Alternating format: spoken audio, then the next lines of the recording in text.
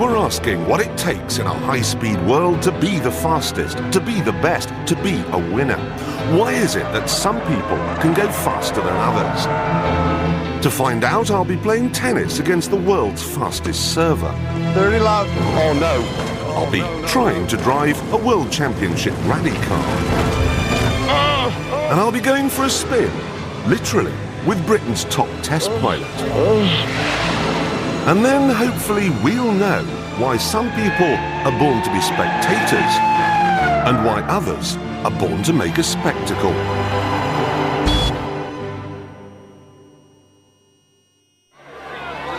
In the Speed Elite, this man is it.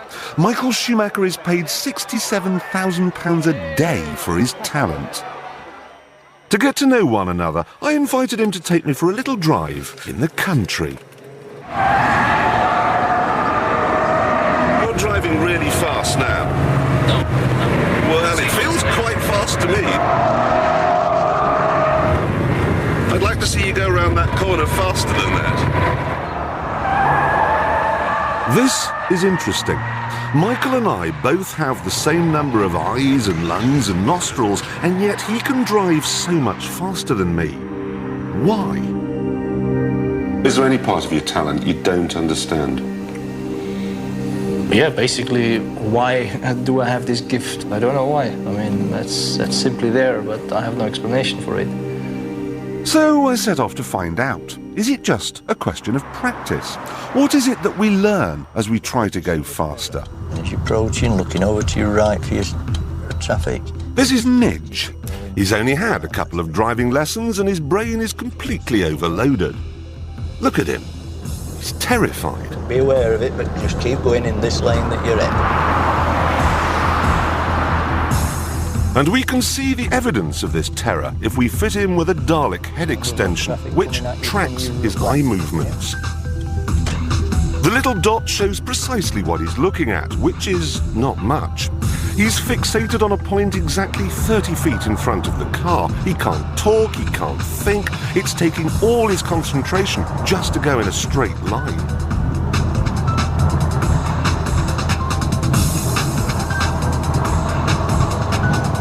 Practice, however, changes things considerably.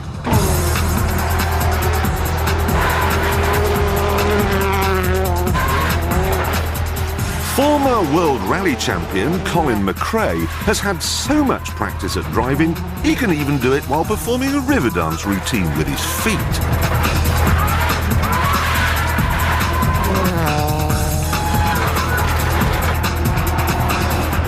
His subconscious brain is doing the driving, leaving his conscious brain free to concentrate on how he can go faster and where he's going next.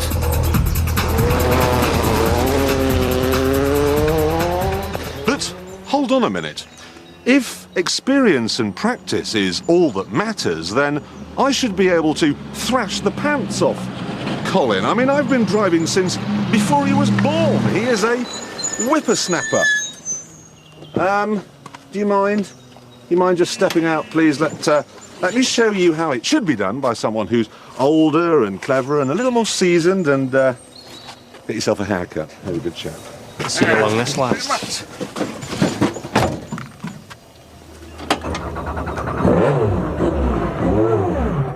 Oh, bollocks.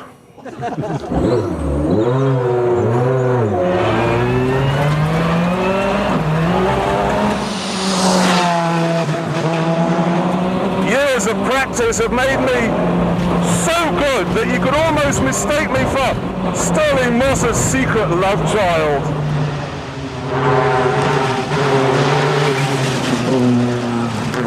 See how I hook the car into the curb there and feel the tail coming out? Whoa. No big deal. Really no big deal at all. Just a little dab of a handbrake to get around this one, I think. Yes, there we go. See the majesty. No. Oh, no. Oh, no, no, no. Oh, no. Oh, dear. Okay, yeah, and we'll be... I've gone off, everybody. It's shaken up. Just got to Damaged ego, I think. Oh, God. I am puzzled, though. How come I've ended up in a ditch in a bush with a busted-up car? How come, with all the experience I have of fast driving, I can't do what Colin McRae can? Perhaps it's because I have the reactions of a large government department. So let's test them. Greg Rusedski is the fastest man in tennis today, and we've all wondered what it would be like to face one of his 150-mile-an-hour bullets. Well, I'm about to find out. 15 love. Oh, dear. 30 love. 40 love. Not funny.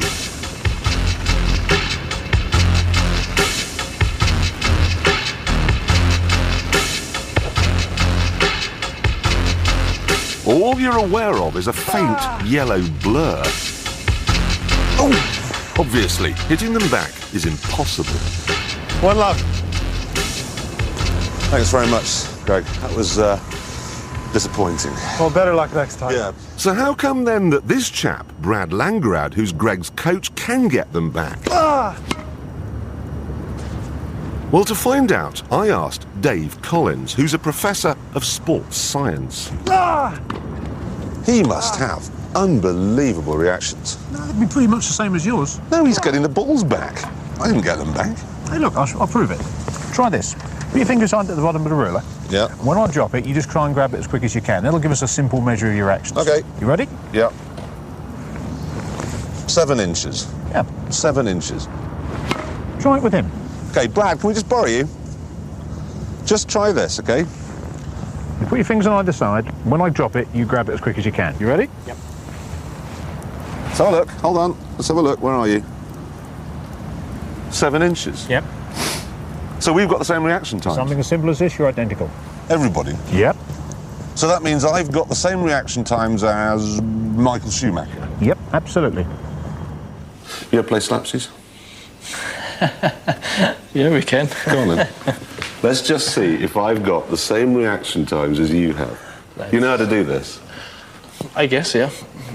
You want to go first? After you. Ha! 1-0. No, I'm. Oh, it's your turn, okay. Yeah, you missed it. Isn't it like this? All right. Softly. Ooh.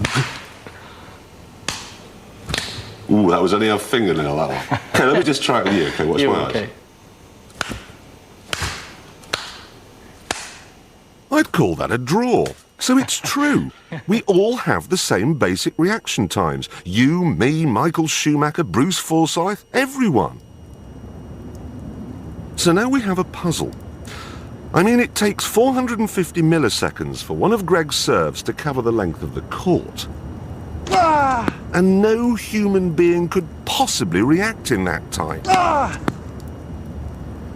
So how come some people can get a Rusedski serve back? Because they're looking at clues that occur before the moment that the racket and the ball make contact. What, they're reacting before he hits it? Yeah. For example, the tennis player doesn't look at the ball so much as he or she's picking up clues in the stance of the server, how high the ball's tossed, or maybe he bends his back a bit more, or his foot comes up higher. All these give them extra clues as to where the ball's going to go, so that it looks like you react faster. This explains a few things about Colin McRae.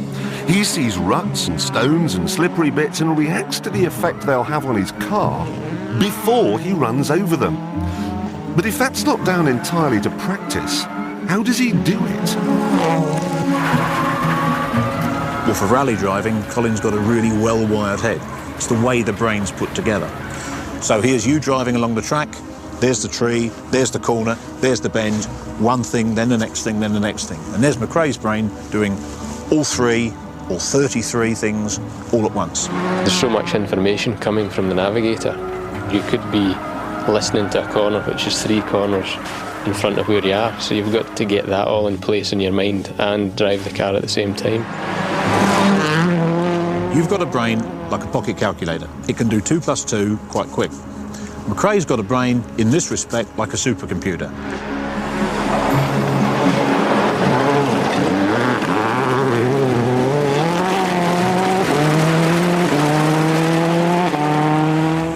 So you're saying Colin McRae's got a bigger brain than me?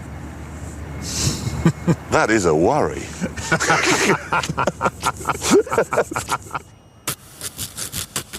It's an even bigger worry for the RAF. I mean, if I turned up and asked to be a fighter pilot, they'd spend 3 years and £3 million training me. And at the end of all that, I'd still be useless.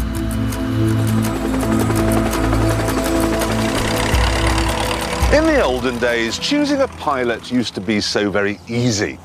I have here a copy of the Lancet, the medical journal from 1917, which was just about when the RAF was being founded.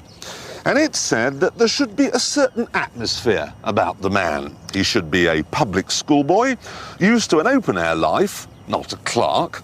He should be a cavalryman or a jockey or a hunting man, and that he should have a riotous evening at least twice a month. Things, however, have changed. Easy, climb on the rope.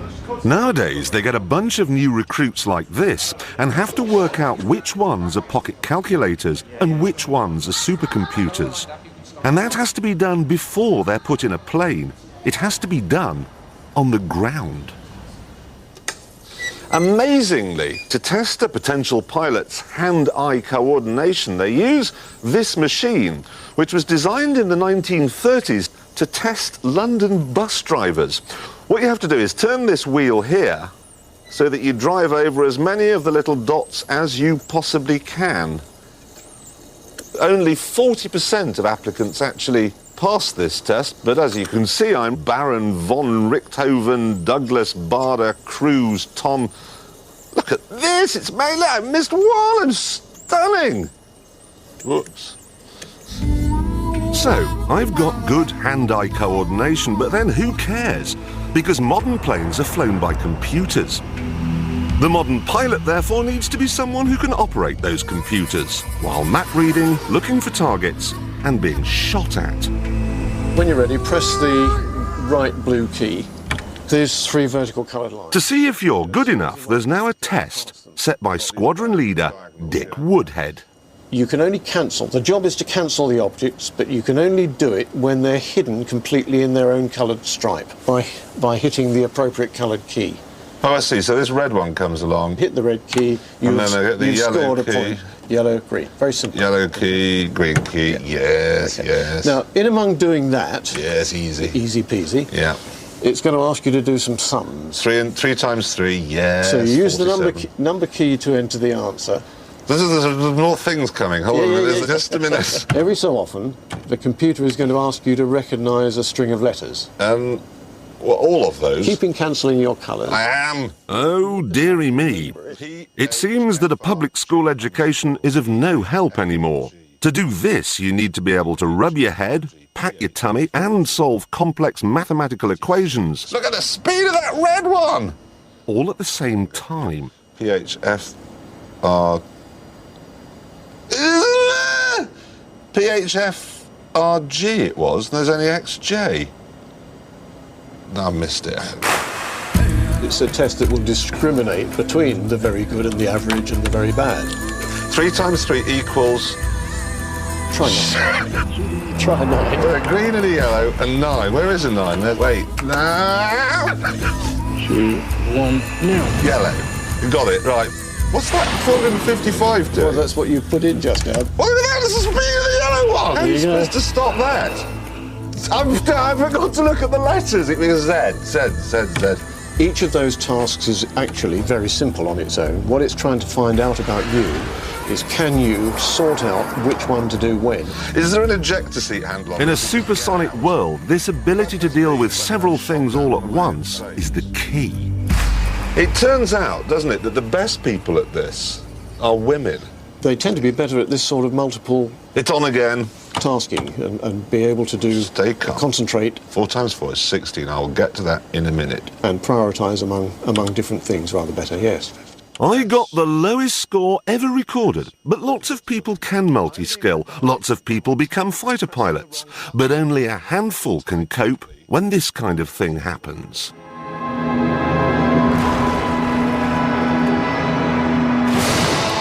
This Jaguar is in a spin, completely out of control. Jet fuel is burping out of the front of the engines. It's falling like a 50-ton sycamore leaf. Most pilots would simply eject, but some will try to regain control. So what kind of mad, arrogant speed freak are we talking about here? Well, to find out, I've come to the only place in the world that teaches pilots how to get a spinning fighter back in control. Forget Top Gun. This is way beyond that. This is the Empire Test Pilot School in Wiltshire. These flyboys who've come from air forces all over the world are the best of the best. But today I'm going to be taken up by one of their instructors, someone who teaches them to be even better. So who's the superhero then? Nope. It's the little bald Welsh bloke, squadron leader Rhys Williams. Okay, Jeremy, so what we're going to do is we're going to be about 42,000 feet. I'm going to pull the stick fully back, stall the aircraft. I'm going to kick full rudder, and then we're going to be departed into the spin, and Crashing. We will be spinning. Hopefully we're not going to crash. We may well be in the vertical, and then we're going to recover to about 25,000 feet. Right. That'll be fun then. It won't. You're spinning, are you? Yeah. Oh, nice. I wouldn't want to go spinning. Really? No, I would not. Have you done this spinning then? Yes.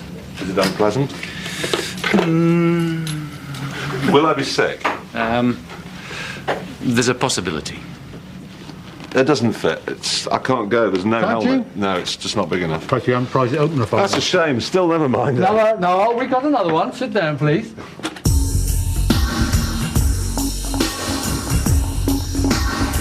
Hi, Steve. Hi. Is it ready? It certainly is. Okay, let's have a look. Well, this is it. You just sign a plane out. Like we do. Avis. Well, first we check that it's serviceable. It's got all the right bits on it. Unlikely, since this is the plane we'll be using. It's a Hunter. It's 43 years old, and yep, that yellow stuff on the wing is araldite. Air brake, 15% micro switch not working. Not to be used on the ground. No anti-G system available.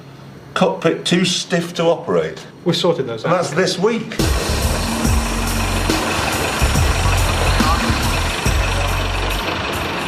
Please God, let Rhys be as good a pilot as everyone says he is.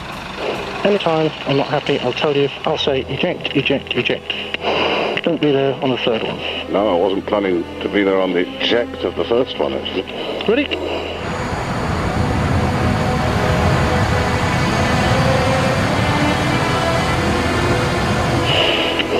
Nose wheel off.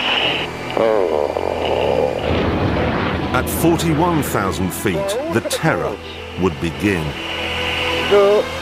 Rhys would start the most extreme manoeuvre you can do in a plane. Oh look, there's where are we now? Bristol Channel. Panama Sea. Fuel is good, engine's good, mechanization is holding up. Just as long as the tail plane doesn't come off. TM 15 seconds. What? Okay, 15 seconds. Oh no. 3, 2, 1, now. Oh, what's happening? Rolling on. Oh,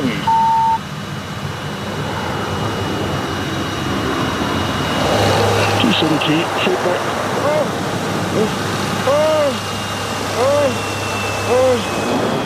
However frightening you think this looks, take it from me, in the cockpit, it's 1,000 times worse. And yet Rhys wasn't just sitting there grunting. He was working the problem, sorting it out, saving our lives. That's good, no hesitation there. Okay, steepening now you see, 2 turns. Anyway, still 20 drops, has gone the other way, and doesn't want to go. And it's going. It's 1.5 turns. 270, full back, full over, forward, to the side. stick central. Oh, that's nice, thank you. And it's a slow recovery. And now it's recovered. 7-4 recovered. Oh, sorry.